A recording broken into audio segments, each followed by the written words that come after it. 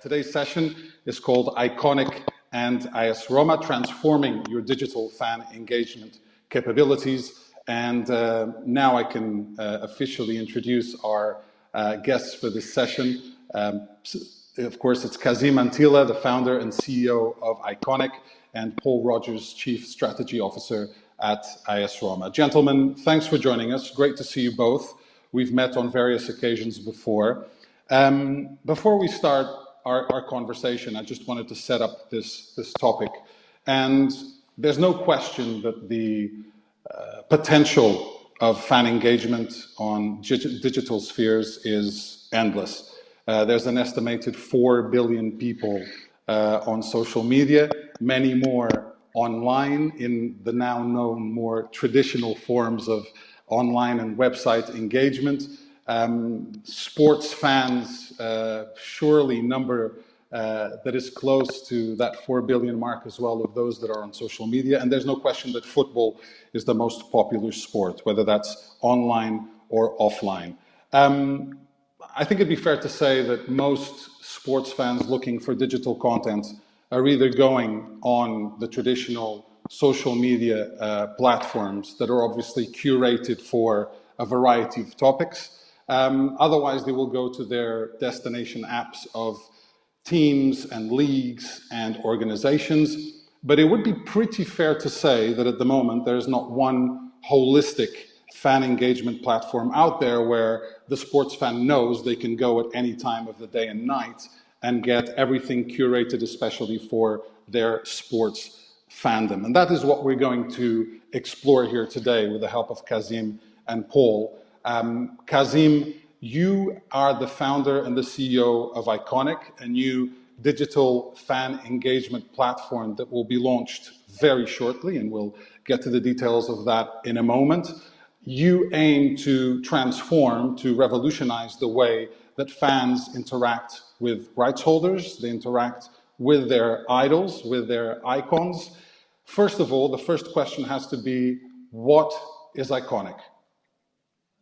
No, thanks, Pedro. IQONIQ is a fan engagement platform whereby we focus 100% on all sports and all entertainment to bring on. As you already said, there is one place where all the sport and entertainment come together. And one is we built a platform for the three target groups and for the rights holders. They can actually manage and monetize their media assets and their fragmented millions of fan base which are scattered around the world. On the other hand, we of course provide fans an all-in-one fan ecosystem that rewards them for their engagement and allows a richer and a more personal relationship with and idols. And last, we have created also solutions for the brands whereby they can better, calculate their ROI and manage, their marketing. So which we call, data marketing 2.0. In a nutshell, we have created a more personal, a more rewarding engagement for this entire ecosystem. How did the idea for IQONIQ start, and why specifically do you feel this is the right time to launch a platform such as this? Why? That's a good point, and is actually on the time has actually occurred on the several years that we have been busy with this work. Why? It's very simple. I've been, a long time busy looking at the market on all sports and entertainment. I always say, I'm one of the biggest sport and entertainment fans for different reasons. And what happened is, we could see that the fans are totally fragmented. We see a lot of social media platforms where the rights profile. So that means I, as a fan, need to hop from one app to another, from one platform to another, from one website to another, to follow the content of my rights holders and idols, or other different features that I want to do, from live score, from statistics, from web shop, ticketing. And as we say, through the trees, you don't see the forest anymore. We believed it could be better. But at the same time, we looked as well for the fan. I always say the fan is central, it's the most important part. And so they need to be rewarded as well, being a fan of a club or an idol. And we saw that there is not really a home for all sports and entertainment. We have seen many dedicated apps for football, tennis, Formula One, music, movies, but not an umbrella where all this sports and entertainment come together. And that's the reason we set up IQONIQ. The why now? It's not really now. We have for 3 years, and we launched our website and went into the market in January. And it, like coronavirus had, two sides of the coins. On one side, it was, bad for everyone around the world, real terrible situation. On the other side, it accelerated actually our growth because, the rights holders started more understanding where we come from and that we have a solution to them, and not only to them, but also to their partners, the brands, and as well to the fans. Kazim, thank you. Paul, great to see you again, albeit virtually. I think it'd be pretty fair to say that most football fans out there that have any kind of digital awareness and are following the top football accounts out there are following Roma, because what you have done with your strategy is really have a very strong disruptive force in being creative and being innovative in all the content that you create across all of your accounts on all platforms. I want to talk to you about this strategy and what your key objectives are and how crazy you can get basically on the Roma accounts. But before we do that, let's take a quick look at some of the highlights from the Roma official accounts and some of the content that really has been creating a lot of buzz.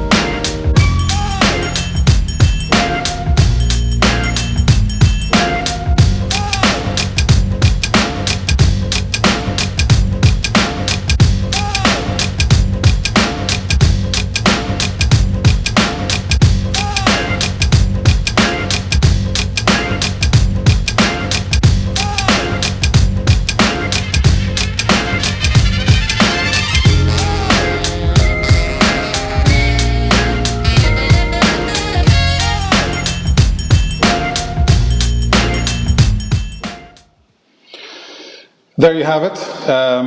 Groovy tunes as well to go along with some great content that you guys at Roma have produced over the last seasons now.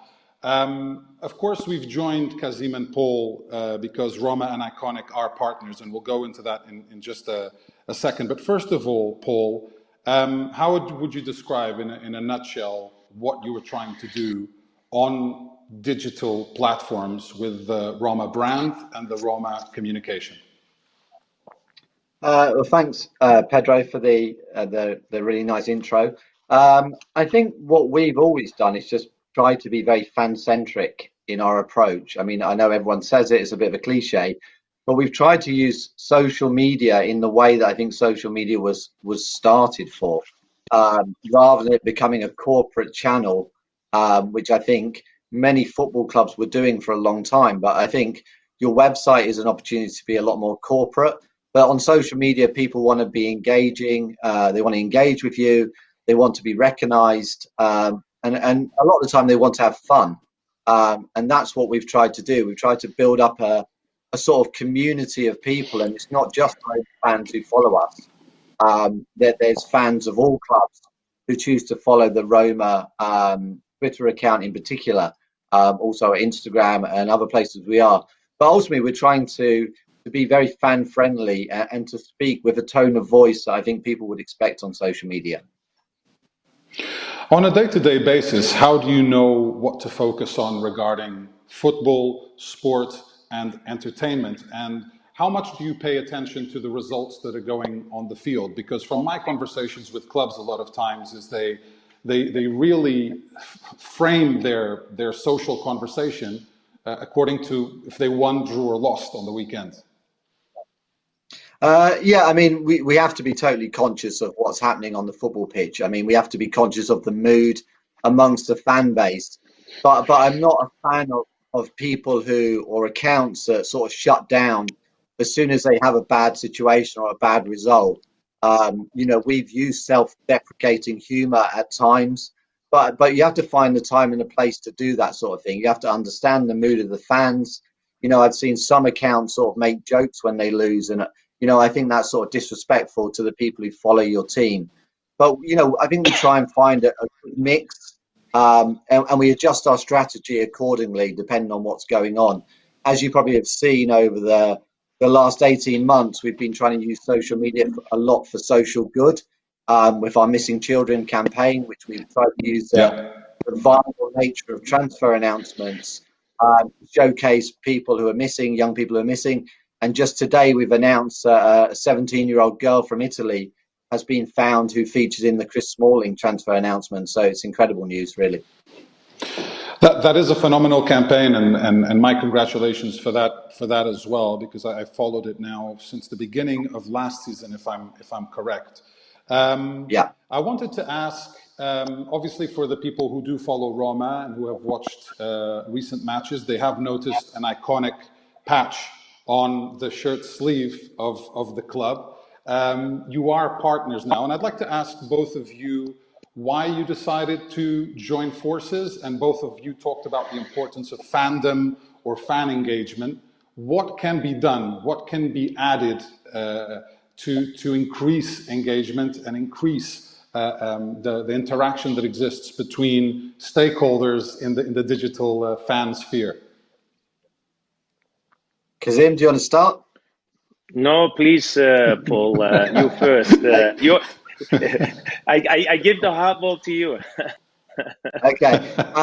Well, I think that we're always looking at how we can move forward, how we can improve the fan experience, how we can improve the engagement that we have with fans.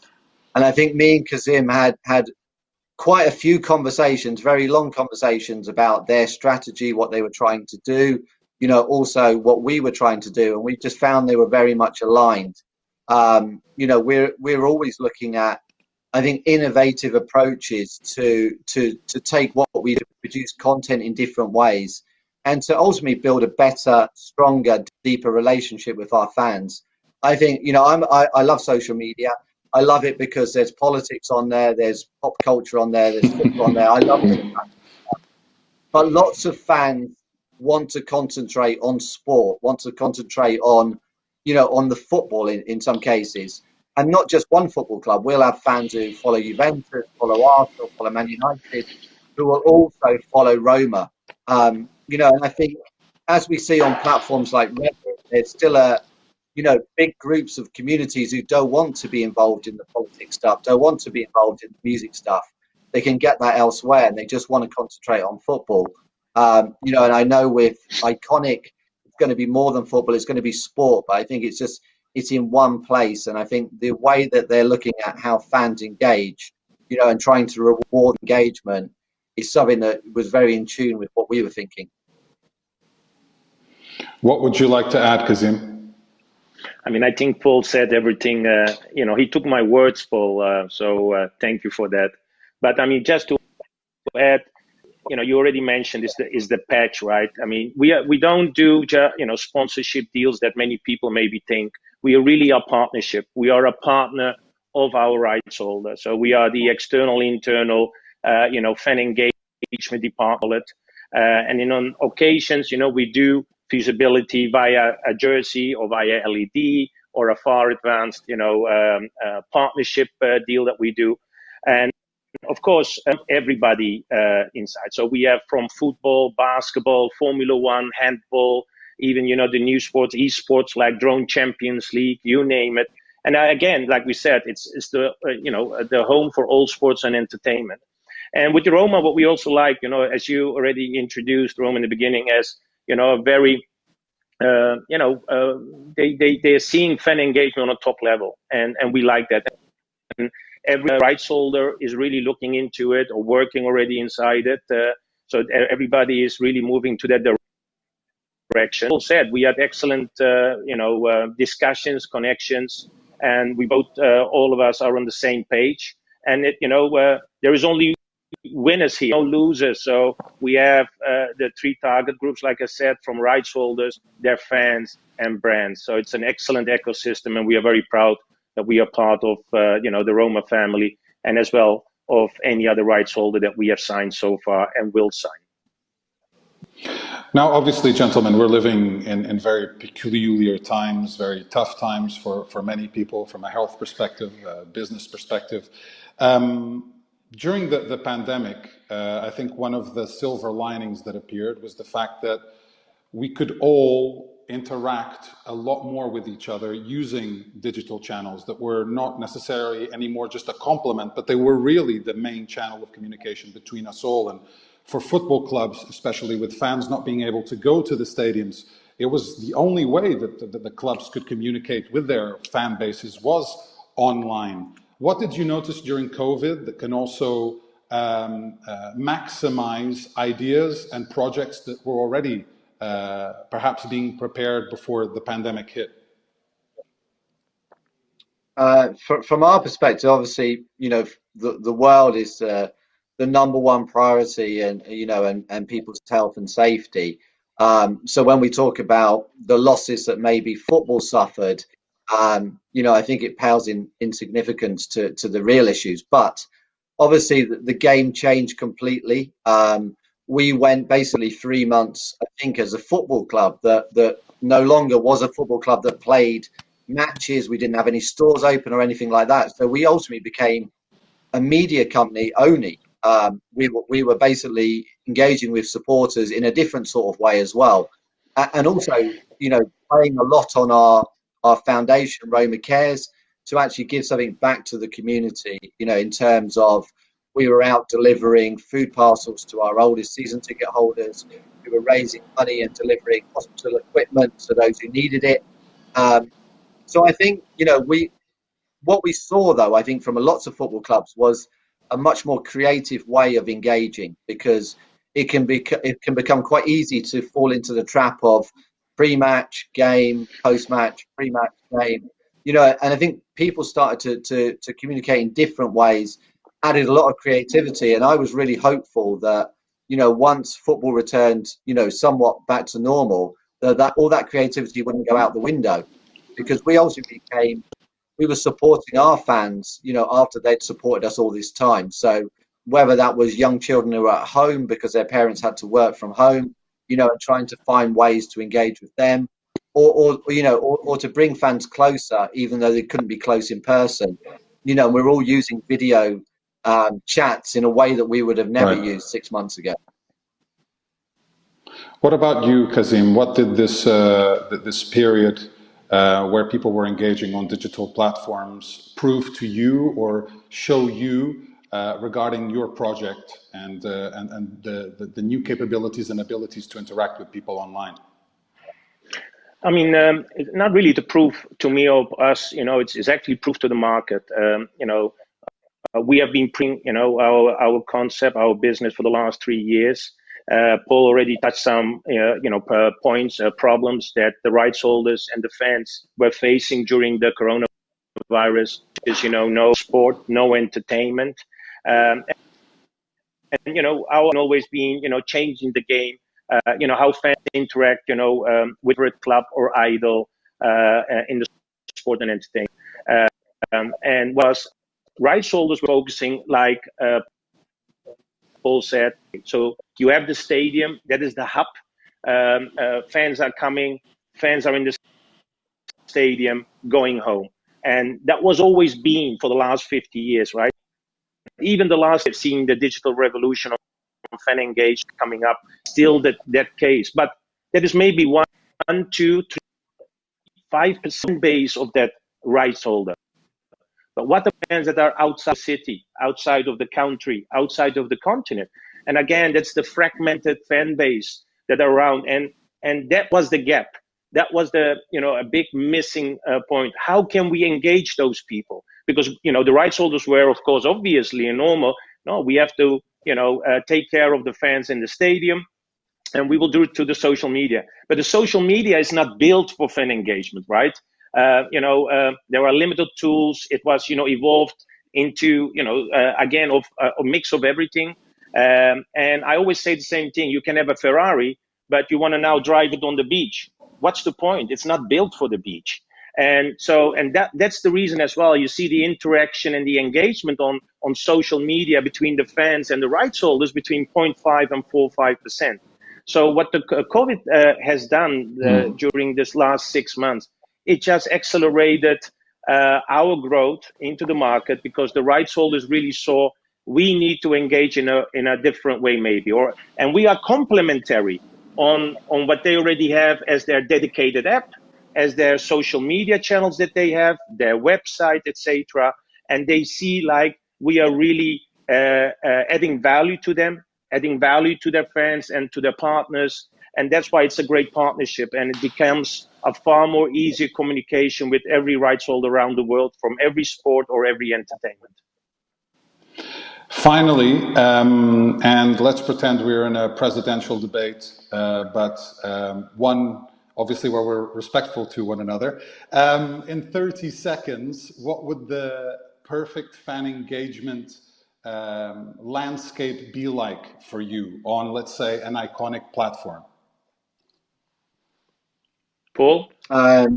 Okay. I think, it's a cliche, but I think it's true. We ultimately want to deliver the right content to the right people at the right time on the right platforms that they choose. So I think the more we can know about the fans, the more that we can know about the audience that we have on IQONIQ, then it enables us to try and do that and achieve that.